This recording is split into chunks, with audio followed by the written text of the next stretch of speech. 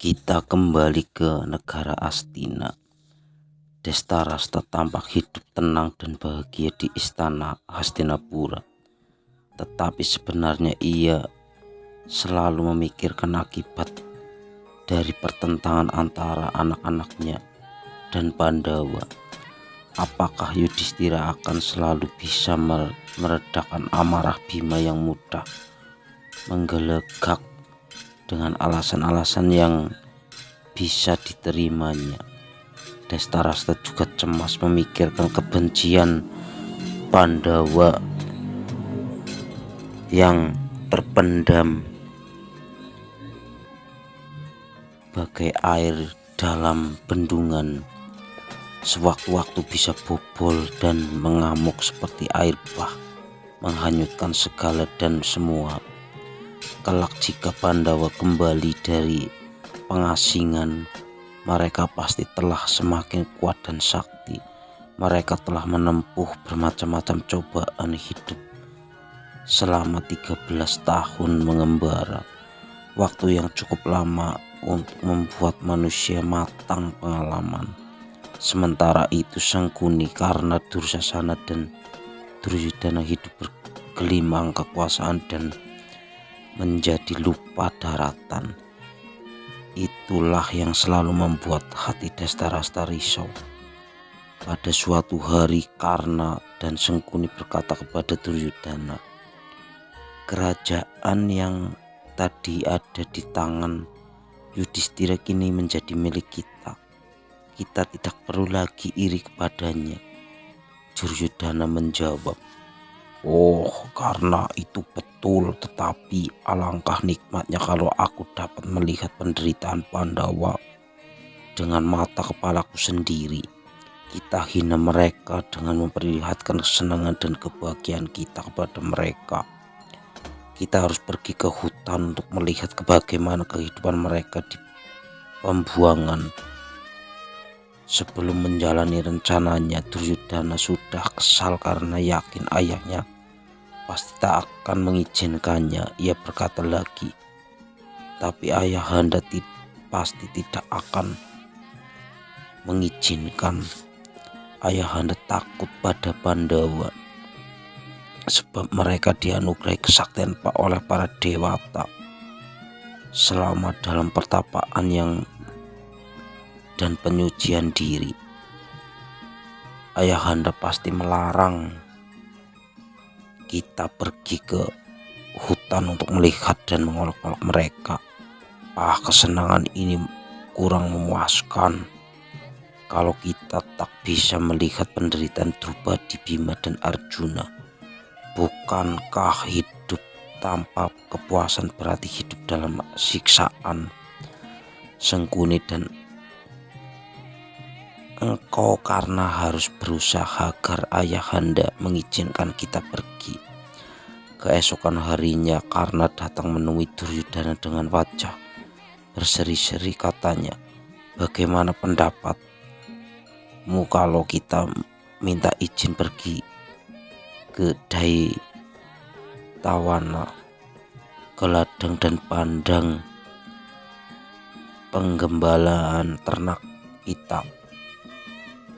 Baginda pasti tidak keberatan. Dari sana sambil berburu kita bisa meneruskan rencana kita." Duryudana dan Sangkuni langsung setuju. Mereka lalu menyuruh penjaga Daitawana untuk mempersiapkan segala sesuatunya. Destarasta tidak menyetujui rencana itu. Katanya, "Berburu memang baik untuk putra-putra raja. Aku pun berniat memeriksa ternak kita di sana. Tetapi karena Pandawa sedang berada di dalam hutan dekat situ, aku tidak mengizinkan kalian pergi ke sana. Jika kuizinkan kalian pergi sementara Bima dan Arjuna ada di dekat Dwaitawana itu, sama artinya dengan membangunkan singa dari tidurnya." Duryudana menjawab, "Kami tidak akan pergi di dekat-dekat situ. Kami akan berhati-hati dan menghindari mereka." Destarasta berkata lagi, Betapapun hati-hatinya engkau dekat saja sudah berbahaya. Siapa tahu salah satu pengawalmu tersesat dan bertemu dengan Pandawa. Itu dapat menimbulkan perselisihan. Akan kukirim orang lain untuk memeriksa ternak kita. Kalian tidak boleh pergi. Sengkuni menyela. Tuanku, kami tahu Yudhistira itu bijaksana dan patuh akan dharmanya. Ia telah bersumpah di depan para tetua. Banyak orang Pandawa pasti patuh padanya. Putra-putra Kunti itu tidak akan memperlihatkan permusuhan kepada kita.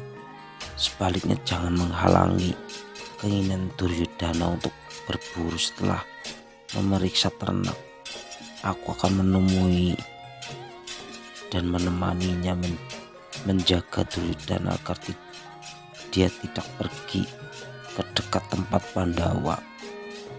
Seperti biasa karena didesak-desak, Dastarasta menyerah. Katanya, jika demikian pergilah, puaskan hatimu. Demikian Kurawa pergi ke Dwaitama diiringkan sepasukan pengawal Duryodhana, dan karena sangat senang dengan pongah mereka berniat untuk mentertawakan kesengsaraan Pandawa. Setelah memeriksa ternak antara lain sapi, banteng, dan kambing, Duryodhana dan rombongan mengadakan pesta. Mereka bersenang-senang menyanyi, menari, berteriak, dan bersorak. Setelah puas berpesta dan cukup beristirahat, mereka pergi berburu ke dekat hutan tempat Pandawa menjalani pengasingannya. Duryodhana menyuruh para pengawal mencari tempat yang baik untuk berkemah. Mereka menemukan sebuah tempat yang lapang di tepi telaga, tetapi Citrasena, raja raksasa yang perkasa, sudah beberapa hari berkemah di situ bersama para pengawalnya. Bala tentara Citrasena menyuruh para pengawal Duryodhana mencari tempat lain.